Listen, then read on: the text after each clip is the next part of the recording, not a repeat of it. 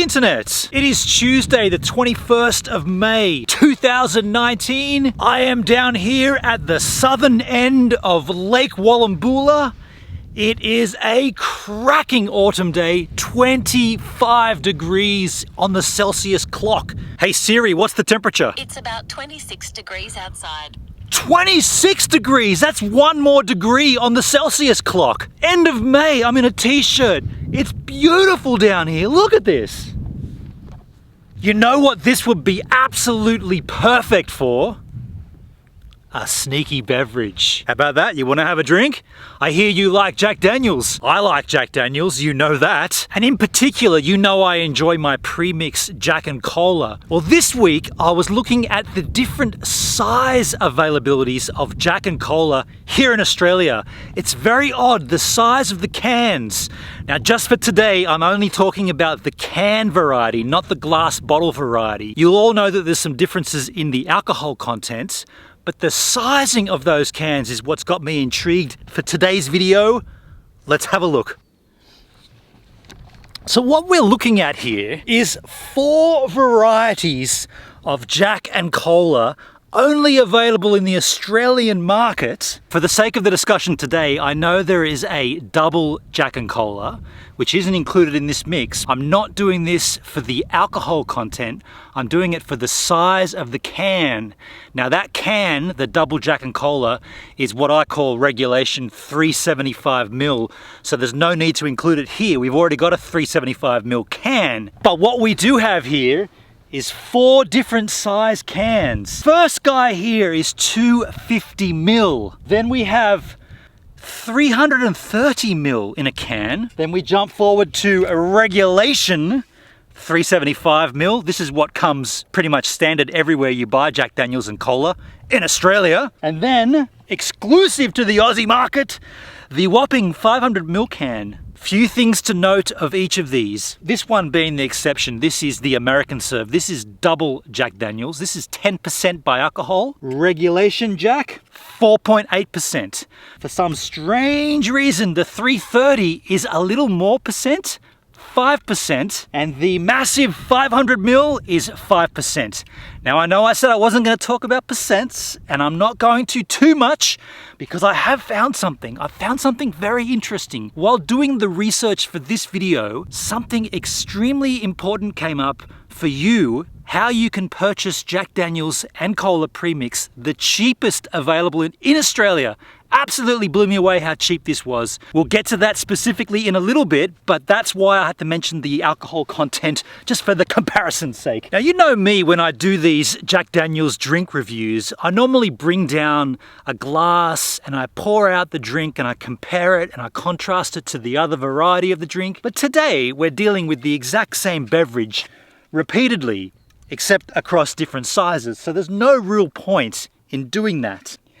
The real question I have on my mind is, what would be the marketing ploy behind selling these varieties? And I came up with the idea that it has to be the way you hold the can, the way it sits in your hand, right? Like, forget the concept that this one's a double banger. It's a nice small can.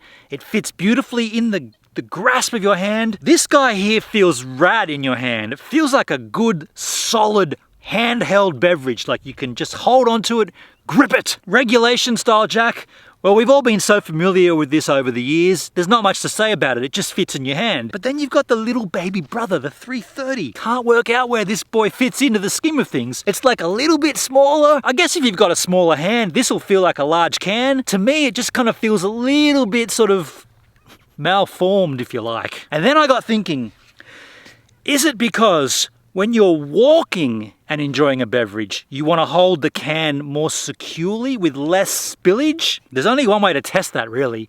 Let's go for a walk back and forward, up and down, across this stretch of beach with each can in our hands and see how each one feels. Regulation Jack, 375ml can, walking while holding can test and drinking. Sits in the hand quite well. Results? Inconclusive. The smaller baby brother of the 375, the 330ml can. Holds in the hand quite easily, quite well, fits in the palm there very well. I could walk and consume this beverage in this size can quite easily. Results? More inconclusion. Is that even a word? More inconclusive. 250 ml, 10% alcohol by volume. Again, not talking about the alcohol content, more talking about the hand control in can, the in-can hand control. This feels to me like I'm holding a thimble. It doesn't feel secure in my big fat hand. If you have small hands, it may be just the can for you. It feels like I could tip it, spill it, drop it at any moment. Results? Mounting. 500 ml, massive, exclusive to Australia, Jack and Cola can. Wow, this feels massive. There's no doubt about that. This is very, very solid to hold. Walk along with no sweat, no drama. This is a big, easy to spot can, easy to hold. Results? Conclusive? Okay. The results of my hand can test may not be conclusive and your experience may differ, and I realize there's not much science behind the test that I just ran, but I do want to alert you to something that I discovered, and I mentioned this earlier at the beginning of this video. In doing my research for these products, I came across a very noticeable price difference, and each one is obviously a different size. I wanted to price these out accordingly by can up to the 500 ml mark. Now, my maths is not very good, but I'm gonna put it up on the screen here so you can see what I've done. I've basically found the cost of an individual can. The only one that didn't come as an individual price was the 330 ml. Now this comes in a 24 cube pack. So once I found out the 24, I obviously divided it by 24 to come up with the individual can price. So if we looked at this guy to start with, the 250 ml, now an individual can of this is $7.19. So a 500 ml can, if it existed, I know they don't exist, I'm just saying for the science behind it and for the maths behind it, double the $7.19 and you get about $14.38. So $14.38 for this as a 500 ml can. Rather expensive.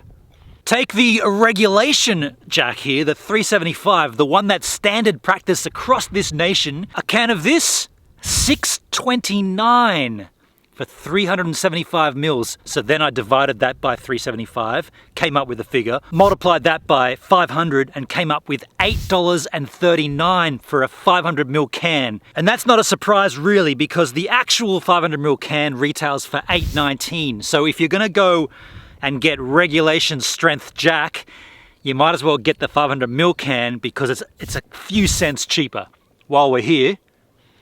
Now that brings us to the anomaly in the game here. The anomaly. That brings us to the one that's not like the others. The odd one out, the 330 ml. Now this was really, really interesting. Now this one, like I said earlier, it's only available in a 24 pack. Now I found this at Aussie Liquor Discounts in a 24 cube is what they're calling it, not a carton or a case, a cube of 24 cans for $79.98. Now if you do the maths and reduce that down to a can, it works out to be about $3.33 per can. Now that is quite cheap.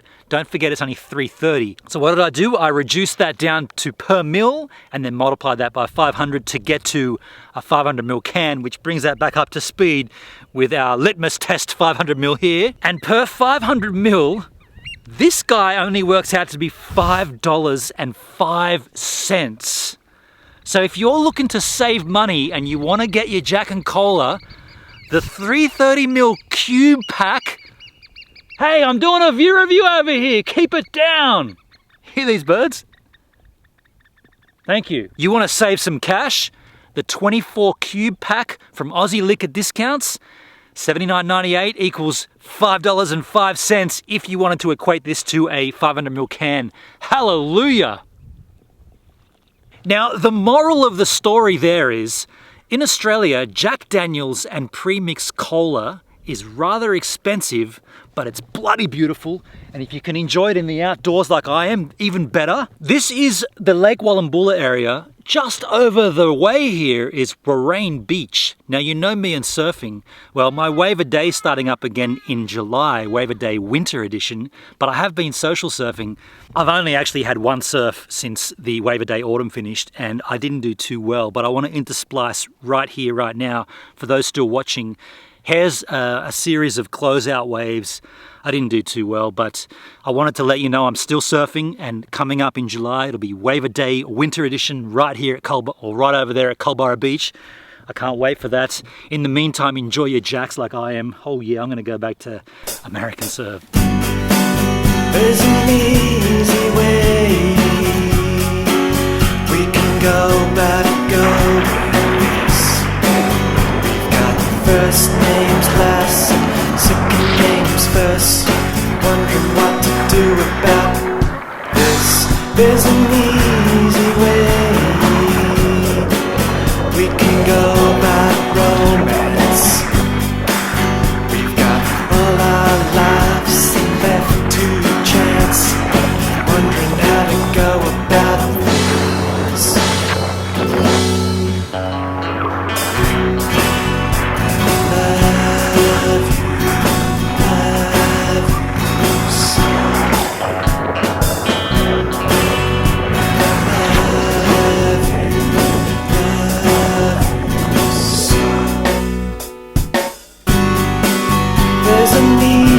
I just got a text message from a friend. They're opening up the lake to the ocean. This is a once in a lifetime, once every few years experience where the lake drains out into the ocean, and as it does that, it creates a stationary wave which is rideable.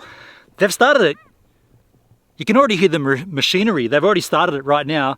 Let's go home, grab my board, and go down there and catch a stationary wave. Oh, that's we're out of time!